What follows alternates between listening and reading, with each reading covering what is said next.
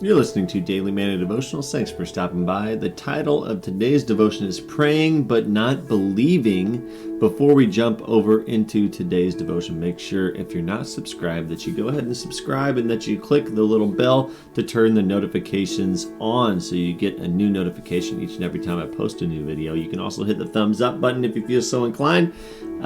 You can also comment. You can shoot me an email at dailymannamedia@gmail.com if you have a prayer request or something personal you want to talk about, or you're just lonely, whatever the case may be. Shoot me an email. Okay, let's jump over into today's devotion. Praying but not believing. Okay. Praying but not believing. Scripture, but they said to her, "You are beside yourself." Yet she kept insisting that it was so. So they said, "It is his angel." Acts 12:15. You can say prayers in your mind, but doubt in your heart. At times, God will answer such prayers as he did with Peter, as he did when Peter was in prison scheduled for execution. The believers in Jerusalem were powerless to free him, so they prayed. When God released Peter, their reaction revealed the doubt in their hearts. They argued that Peter could not possibly be free, even as he stood outside knocking on the door. Is it possible to be a person of prayer and yet not have faith? Is it possible to fool yourself into believing that because you ask God for help, you have faith in his ability to meet your needs? Is your faith so weak that you are surprised when God answers your prayers?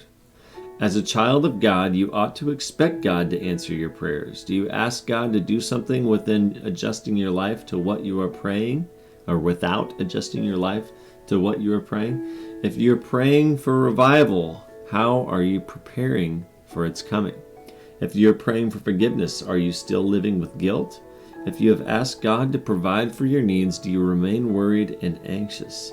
Ask God to increase your faith and then to begin living a life that reflects absolute trust in him. Out of his grace, God may choose to respond to your request despite your lack of faith, but you will miss the joy of praying in faith. This devotion comes out of Experiencing God Day by Day, a devotional by Richard and Henry Blackaby. I like it. It's an important devotion. It's definitely important to remember and to think about things from that perspective where, when you're praying and when you're asking God to help you with things and all that, to expect it. He's going to do it. He's there. He's got this. He may not do it in the way that you see fit or the way that you want it to happen. Things may not work out the way you want them to work out, but it doesn't mean that he's not answering the prayer or that he's not working his way in your life. So I think that people sometimes get caught up in that, and that leads to doubt because maybe they didn't get the outcome they were looking for. So then they say, God, where are you? How did this not happen? What are you doing? Are you not here? Have you forsaken me? But it's not the case. It's just that God didn't answer in the way that you wanted him to answer. It doesn't mean that he didn't answer.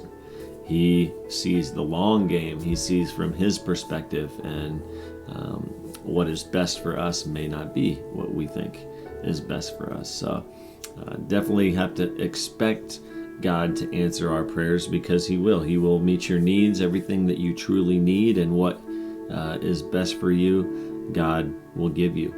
He's got this. So pray with that understanding and increase your faith.